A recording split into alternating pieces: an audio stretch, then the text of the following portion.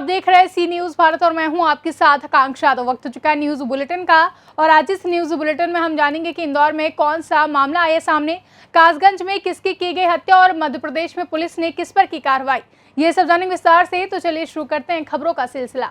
अमरोहा जनपद के विकास भवन में उत्तर प्रदेश सरकार के आदेश बेअसर होते दिखाई दे रहे हैं, जहां विकास भवन में अधिकारी 10:30 बजे के बाद भी अपने कार्यालय में मौजूद नहीं है। तो ऐसे में जनता को उत्तर प्रदेश सरकार की योजनाओं का लाभ कैसे मिल पाता होगा।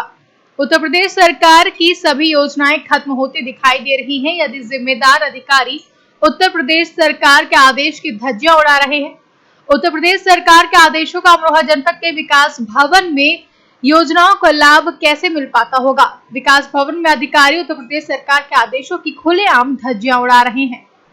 नाम विजेंद्र सिंह है। कहाँ के रहने वाले हो? मैं ग्राम चौवारा, पोस्ट गजरोला, तहसील हसनपुर, डिस्ट्रिक्ट अमरोहा का रहने वाला हूँ। सर मैं कार्ड के लिए आया हूँ। मेरा श्रमिक कार्ड जो है उसमें मेरा नाम, पिताजी का नाम, डेट ऑफ बर्थ और मोबाइल नंबर भी सब ठीक है, लेकिन मेरे गांव का नाम गलत है जी। ठीक है सर। और मैं वहाँ पर गया ऑफिस में, मैं बोला जी मेरे गाँव का नाम गलत है और इसे मेरे आधार कार्ड के अनुसार करो।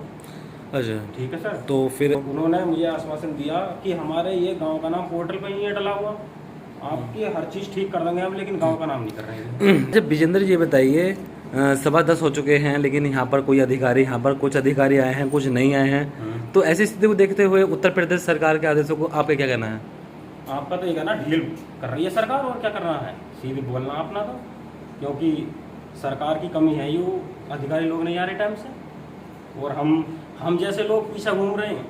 ठीक है, बात हमारी सुनवाई नहीं होती, ऊपर तक पहुंचती नहीं बात। अब सर मैं ऐसा है, मैं मिलूंगा किसी और अधिकारी से, मुझे कहीं भी जाना पड़ा है, लेकिन मैं इस नाम को ठीक कराऊंगा। उन्होंने ये बोला कि पोर्टल पर नहीं है डला हुआ, तो ये नाम आ कैसे गया, पोर्टल पर डला हुआ नहीं है। ठीक है सर। अमरोहा से सी न्यूज संवाददाता गौरव श्रीमाली की रिपोर्ट। पाकिस्तान में रह रहे हिंदू, सिख एवं अन्य अल्पसंख्यकों के हालात किसी से छिपे नहीं हैं। पाकिस्तान में आए दिन हिंदुओं के मंदिर तोड़े जाते हैं, हिंदू बेटियां वहां सुरक्षित नहीं है, वहां पर जबरदस्त अत्याचार होते हैं। ऐसे में पाकिस्तान से प्रताड़ित होकर भारत आए 75 हिंदुओं को भारतीय नागरिकता दे दी गई है। इस मौके पर सांसद शंकर लालवानी ने प्रधानमंत्री नरेंद्र मोदी का आभार माना है और कहा है कि प्रधानमंत्री ने सीएए लाकर पाकिस्तान में अत्याचार झेल रहे हिंदू और सिखों को नागरिकता देना आसान कर दिया है। आजादी का अमृत महोत्सव कार्यक्रम के तहत आज 75 नागरिकों को भय एवं आतंक की जिंदगी से मुक्ति मिल गई है और वे मां भारती की शरण में आ गए हैं। भारत की आज़ादी के अमृत महोत्सव के अवसर पर आज इंदौर में हम जो केंद्र सरकार ने, माननीय नरेंद्र मोदी जी की सरकार ने नागरिकता देने का जो सरलीकरण किया है, उसके अंतर्गत 75 वर्ष हो गए आज़ादी को और 75 लोगों को आज देश की नागरिकता दी जा रही है इंदौर में। ये वो सभी लोग हैं जो किसी न किसी कारण से हमारे जो पड़ोसी मुल्क है पाकिस्तान में प्रताड़ित होकर यहाँ आए हैं और लंबे समय से ये नागरिकता के लिए प्रयास थे। माननीय मोदी जी की सरकार ने, माननीय अमित शाह जी के नेतृत्व में गृह विभाग ने इसका सरलीकरण किया और जो लंबे समय से लंबित थे वो प्रकरण धीरे धीरे नागरिकता के दिए जा रहे हैं। और मुझे आज जिस प्रकार का हमारी बहनों ने, छोटी बहनों ने जो बताया, सबके सामने बताया कि किस प्रकार की स्थितियां पाकिस्तान में हैं। उन्होंने बताया हम घर से बाहर नहीं निकल सकते, माता बहनों के साथ क्या होता है उन्होंने ये बताया, हम पढ़ नहीं सकते और ऐसी बातें। और हमको तो अब जो देखने को मिल रही है कि हाल ही में पिछले सप्ताह एक मंदिर को तोड़ा गया, जबरन धर्म परिवर्तन की बात की जा रही है। तो इस प्रकार के जो कृत्य हो रहे हैं उससे बहुत ही वहाँ का जो अल्पसंख्यक है वो बहुत ही आक्रोशित है। इंदौर से सी न्यूज संवाददाता शाहनवाज खान की रिपोर्ट। इंदौर में फिर एक लव जिहाद का मामला सामने आया है, जहां फैजान नाम का युवक खुद को कबीर बताकर ब्यूटी पार्लर संचालिका से मिला, बाद में दोस्ती की और चाकू की नोक पर दुष्कर्म किया। महिला ने बच्चे को जन्म दिया है, जहां 1.5 साल बाद शादी की बात आई तो आरोपी ने कहा कि बच्चे का खतना करना पड़ेगा और उसे धर्म बदलकर निकाह करना पड़ेगा। महिला ने इसका विरोध किया तो उसने वीडियो वायरल करने की धमकी दी, जहां मामले की गंभीरता को देखते हुए पुलिस ने आरोपी को गिरफ्तार कर लिया है। ये थाना कनाड़िया में कल एक पीड़िता पहुंची थी, जिनकी रिपोर्ट पर पुलिस ने एक प्रकरण पंजीबद्ध किया है। पीड़िता ने बताया कि पिछले लगभग 3 साल से एक युवक है, जिसने शुरू में अपने आप को हिंदू बताया था और बाद में जो है वो मुस्लिम निकला और उसने उसका कई डरा धमका कर शोषण किया और उसके बाद उससे गलत काम किया। सर, चाकू दिखाने की बात सामने आई। हाँ, फरियादिया ने अपने बयान में बताया है ये चीज़ कि जब शुरू में उसने पहली बार उसके साथ दुष्कृत किया, तब उसको चाकू दिखाकर डरा धमका कर उसके साथ दुष्कृत किया। सर, आरोपी कहाँ का रहने वाला है? आरोपी खजराना का रहने वाला है और पुलिस अभी उसको तलाश कर रही है।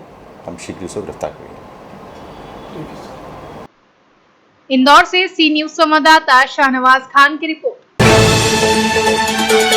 कासगंज जिले में चौकीदार की निर्मम हत्या करने का मामला सामने आया है, जहां शराब के गोदाम में चौकीदारी करने वाले उमेश नामक चौकीदार की सिर और मुंह कुचलकर निर्मम हत्या कर दी गई। अज्ञात बदमाश चौकीदार की हत्या करके फरार हुए। वहीं मृतक चौकीदार के परिवार में कोहराम मचा हुआ है। मृतक के परिजनों का रो रो कर बुरा हाल है। जहां सूचना पर पहुंची पुलिस ने मृतक के शव का पंचनामा भर पोस्टमार्टम के लिए भेज दिया। बता दें, कोतवाली सदर क्षेत्र के चामुंडा माता मंदिर के पीछे इंडस्ट्रियल एरिया का पूरा मामला है। न कोतवाली कासगंज में एक हत्या की सूचना कल रात को प्राप्त न हुई थी, लगभग 1 बजे के करीब। मौका मुआयना किया गया, डॉग स्क्वाड और फील्ड यूनिट को भी मौके पर बुलाया गया था और जो मृतक है उनका नाम उमेश कुमार नागर है। वह उम्र करीब 63 वर्ष है, जो चौकीदार की नौकरी एक शराब के गोदाम में न करते थे। उनकी मार की हत्या जो है वो कर दी गई है। और कुछ एक व्यक्ति ने कुछ लोगों को वहाँ पे देख भी लिया था। उसी व्यक्ति ने पुलिस को जो है वो सूचना न दी थी। मुकदमा पंजीकृत किया गया उनके घर वालों की तहरीर के ऊपर। जल्दी जो है इसका खुलासा किया जाएगा। एसओजी और अन्य 5 टीमों को इसमें लगाया। कासगंज से सी न्यूज संवाददाता केशव उपाध्याय की रिपोर्ट। श्योपुर में अवैध शराब से भरी पिकअप पुलिस के हत्थे चढ़ी, जहां वाहन सहित 12 लाख की कीमत की शराब जब्त हुई है। आरोपी पुलिस की गिरफ्त में श्योपुर एसडीओपी राम तिलक मालवीय ने प्रेस कॉन्फ्रेंस कर ये जानकारी दी। वहीं गाड़ी के अंदर फर्नीचर में दबाकर शराब ले जाई जा रही थी। सिटी कोतवाली क्षेत्र के अंतर्गत सलापुरा क्षेत्र में कार्रवाई हुई है। श्रीमान पुलिस अधीक्षक महोदय के निर्देशन पर अवैध शराब के विरुद्ध कार्रवाई के निर्देश मिले थे, जिसपे से कोतवाली पुलिस द्वारा सलापुरा नहर पर एक पिकअप वाहन MP06 GG2234 को रात्रि में चेक किया तो उसमें अवैध शराब पाई गई, जो करीब 12.5 लाख रुपए की है। इसमें आरोपी देवेंद्र सिंह पुत्र सुगर सिंह ग्वालियर का तथा गिरेंद्र सिंह पुत्र प्रकाश सिंह कुशवाहा जिला भिंड को गिरफ्तार किया गया है। ये अवैध शराब राजस्थान से लाई जा रही थी और श्योपुर व उसके आसपास इलाकों में अवैध रूप से बेचने के लिए ला रहे थे। इसमें प्रकरण दर्ज कर लिया है, विवेचना जारी है और इसमें छानबीन कर जो कार्रवाई होगी की जाएगी। श्योपुर से सी न्यूज संवाददाता चेतन की रिपोर्ट।